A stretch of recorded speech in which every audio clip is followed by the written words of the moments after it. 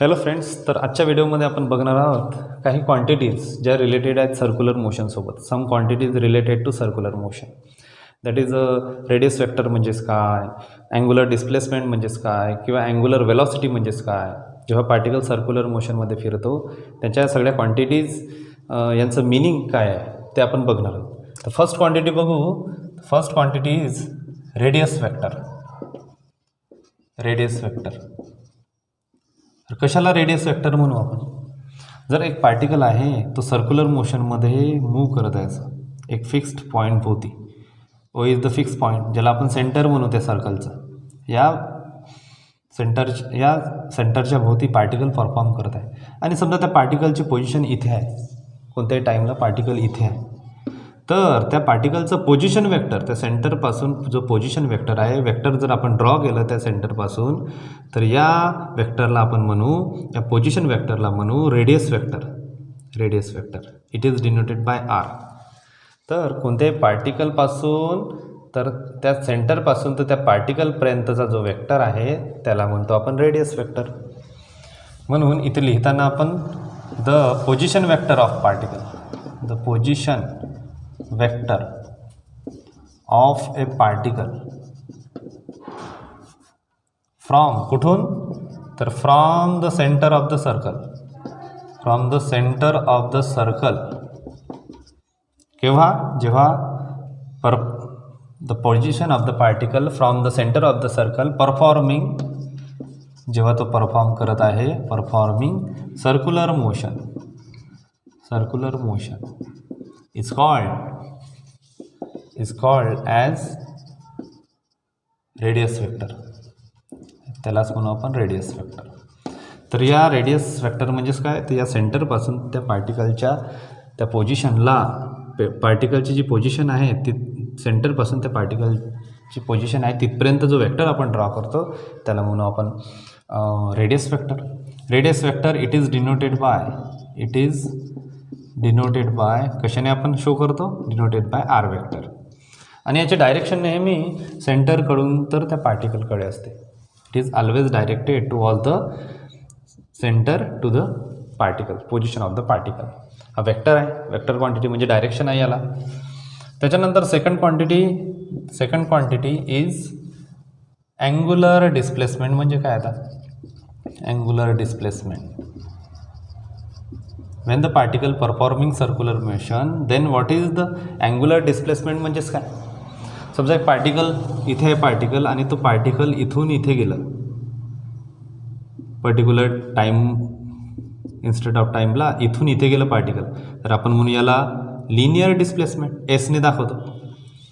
It is denoted by S. Displacement झालं पार्टिकलचं आणि या डिस्प्लेसमेंटला म्हणू, जर स्ट्रेट लाईनमध्ये डिस्प्लेसमेंट झालं तर त्याला लिनियर डिस्प्लेसमेंट म्हणतो. पण इथे आता पार्टिकल लिनियरली डिस्प्लेस नाही होत आहे. तर इथे पार्टिकल कसं डिस्प्लेस होत आहे, तर इथून समजा पार्टिकल आता अँटी क्लॉकवाईज फिरत आहे. When the particle performing circular motion and it is rotate in a circular manner anti clockwise direction. Anti clockwise डायरेक्शनमध्ये फिरत आहे. तर समजा ए पासून तर काही टाईम नंतर तो बी या पोझिशनवर शिफ्ट झाला, समजा इथून इथे गेला, तर त्याचा रेडियस वेक्टरसुद्धा चेंज होईल. आधी रेडियस वेक्टरची डायरेक्शन अशी होती, मग रेडियस वेक्टरची डायरेक्शन अशी झाली. तर या दोन रेडियस वेक्टरमध्ये ॲट द सेंटरला किती अँगल तयार झालं, याने अँगल क्रिएट केलं डी थिटा, सपोज थिटा म्हणा किंवा डी थिटा म्हणा. एवढं डिस्प्लेसमेंट केलं त्यांना, अँग्युलर डिस्प्लेसमेंट केलं या पार्टिकलनं. जेव्हा इथून इथे गेला particle, when the particle displace from A to B, A पासून तर बी पोझिशनवर गेला, तर यांनी डी थिटा एवढं डिस्प्लेसमेंट केलं, अँग्युलर डिस्प्लेसमेंट, अँगलमध्ये डिस्प्लेसमेंट केलं. तर यालाच आपण म्हणतो अँग्युलर डिस्प्लेसमेंट. तर अँग्युलर डिस्प्लेसमेंट म्हणजेच काय, तर कोण अँगल तयार केलं, जेव्हा पार्टिकल ए पासून तर बीपर्यंत गेला तेव्हा या रेडियस वेक्टरमध्ये किती अँगल तयार झाला, कुठून कुठे, तर त्या सेंटरमध्ये. The angle made bye, angle कोण तयार केलं, the angle made by the radius vector. Radius vector कुठे अँगल तयार झाला, at the centre, at the centre of the circle. At the centre of the circle is called, यालाच म्हणू आपण, is called angular displacement. Angular displacement, याला angular displacement म्हणू. तर angular displacement झालं पार्टिकल ए पासून बी पर्यंत जर गेला तर D theta is the angular displacement. It is denoted bye theta.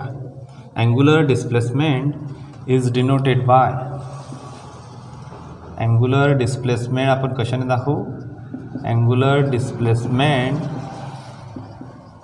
Is denoted bye theta. Denoted by theta म्हणा किंवा स्मॉल अँग्युलर डिस्प्लेसमेंट जर असेल तर थिटाने दाखवणार. वेक्टर क्वांटिटी आहे ही सुद्धा. अँग्युलर डिस्प्लेसमेंटला सुद्धा डायरेक्शन असते. आणि याचं युनिट काय आहे, कशामध्ये मेजर करू? तर एस आय युनिट आहे. S I unit of angular displacement is radian. S I unit is radian. डिग्रीमध्ये सुद्धा आपण मेजर करू शकतो, पण एस आय युनिटमध्ये मेजर करताना तो रेडियनमध्ये आपण मेजर करतो. आता जर पार्टिकलचं डिस्प्लेसमेंट आपण डी थिटा जर घेतलं तर त्याची डायरेक्शन कोणती राहील? Because it is vector quantity. ही वेक्टर क्वांटिटी आहे. It is a vector quantity आहे. So the angular displacement is the angle made by the radius vector at the centre of the circle is called the angular displacement. It is the vector quantity. Vector quantity आहे म्हणजे त्याला direction आहे.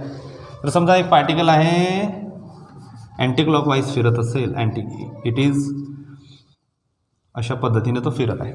तर suppose ए पासून तर बीपर्यंत त्याचं displacement झालं. तर यांनी सेंटरमध्ये रेडियस वेक्टर क्रिएट केलं, इकडून इकडे गेला आणि थिटा एवढं डिस्प्लेसमेंट, अँग्युलर डिस्प्लेसमेंट झालं त्या पार्टिकलचं. तर त्याची डायरेक्शन कोणाकडे राहील? या अँग्युलर डिस्प्लेसमेंटची डायरेक्शन कोणाकडे राहील? The direction of the displacement, angular displacement is given by the right hand rule. तर ज्या डायरेक्शनने पार्टिकलचं आता मोशन आहे, त्या डायरेक्शनने म्हणू आपण याचे 4 कर्ल फिंगर आहेत, त्या डायरेक्शनने आपण त्याला असं ठेवू. आणि जो थंब आपलं राहील, थंबची डायरेक्शन आपल्याला काय शो करेल? तर या अँग्युलर डिस्प्लेसमेंटची direction. So here the direction of the angular displacement is outward, असं वर राहील. कारण इथे जे कर्ल फिंगर आहेत त्यांची डायरेक्शन अशी आहे अँटी क्लॉकवाईज. त्याच्यामुळे जो राईट हँडचा थंब आहे त्याची डायरेक्शन आपल्याला काय शो करेल? This shows the direction of theta. So the theta is the axial direction. त्या सर्कलचं जो ॲक्सिस असते ॲक्सियल डायरेक्शन असते. So this is the direction of the theta.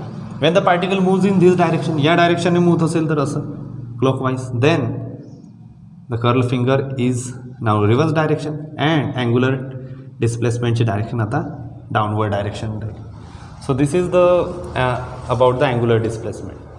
त्याच्यानंतर थर्ड क्वांटिटी आहे, quantity related to circular motion. Third quantity is angular velocity. What is mean by angular velocity? आता जेव्हा particle circular motion perform करत असेल तर त्या पार्टिकलची angular velocity कशी काढू? तर अँग्युलर वेलॉसिटी म्हणजेच काय? तर समजा एक पार्टिकल परफॉर्म करत आहे सर्क्युलर मोशन आणि तिथे ए या पोझिशनवर आहे आणि ए पासून तो बीच्या पोझिशनवर गेला. ए पासून तर बी या पोझिशनवर गेला. डी टी एवढ्या स्मॉल टाईममध्ये ए पासून पार्टिकल बीवर गेला आणि त्या स्मॉल इंटरवल ऑफ टाईममध्ये त्यांनी इथे अँग्युलर डिस्प्लेसमेंट केलं डी थिटा. तर या डी टी एवढ्या टाईममध्ये किती अँग्युलर डिस्प्लेसमेंट केलं याच्या रेशिओलाच आपण म्हणतो angular velocity. So the angular velocity is the time rate of change of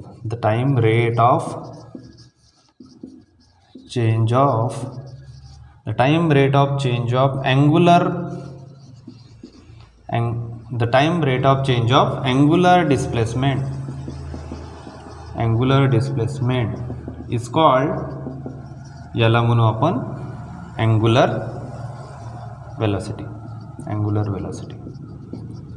टाईमनुसार किती, आता याचा रेट किती आहे चेंज होण्याचं, डिस्प्लेसमेंट किती होत आहे अँग्युलर डिस्प्लेसमेंट. आणि याचं फॉर्म्युला लिहिताना इट इज डिनोटेड बाय ओमेगाने आपण डिनोट करतो. वेक्टर क्वांटिटी आहे त्याच्यामुळे इथे ॲरो एक देतो आपण वेक्टर, याला वेक्टर म्हणतो. आणि याचा फॉर्म्युला लिहायचा असेल तर omega is equal to d theta upon d t, the time rate of change of angular displacement. याचं युनिट काय आहे? तर unit SI unit of angular velocity is radian याचं युनिट आहे रॅडियन आणि याचं आहे second S I unit. So it's S I unit is radian per second. SI unit of the angular velocity is radian per second. आणि याची direction आता कुणाकडे राहील अँग्युलर वेलॉसिटीची. तर this direction of the angular velocity is also given by right hand thumb rule. It is also given by the right hand thumb rule. ज्या डायरेक्शनने पार्टिकलचं displacement आहे, ज्या डायरेक्शनने पार्टिकल मूव्ह करत आहे त्या डायरेक्शनने राईट हँडच्या जे कर्ल फिंगर आहे त्या डायरेक्शनने त्यांना मूव्ह करा. आणि अपर डायरेक्शनने जर थंब आहे तर आपण ती थंबची डायरेक्शनलाच आपण अँग्युलर वेलॉसिटी डायरेक्शन म्हणू. सो हिअर द अँग्युलर वेलॉसिटीची डायरेक्शन कोणाकडे राहील इकडे. म्हणजे याचाच अर्थ काय, जिकडे थिटाची डायरेक्शन राहील, जिथे अँग्युलर डिस्प्लेसमेंटची डायरेक्शन राहील तिकडेच अँग्युलर वेलॉसिटीची सुद्धा डायरेक्शन राहील. Theta is in the direction of omega. दोघांची डायरेक्शन सारखी. समजा पार्टिकलचं डिस्प्लेसमेंट इकडे होत आहे तर थिटाची डायरेक्शन इकडे राहील आणि अँग्युलर डिस्प्लेसमेंटची सुद्धा डायरेक्शन इकडे राहील. अँग्युलर डिस्प्लेसमेंट आणि अँग्युलर वेलॉसिटीची सुद्धा. So it's direction is given by right hand thumb rule.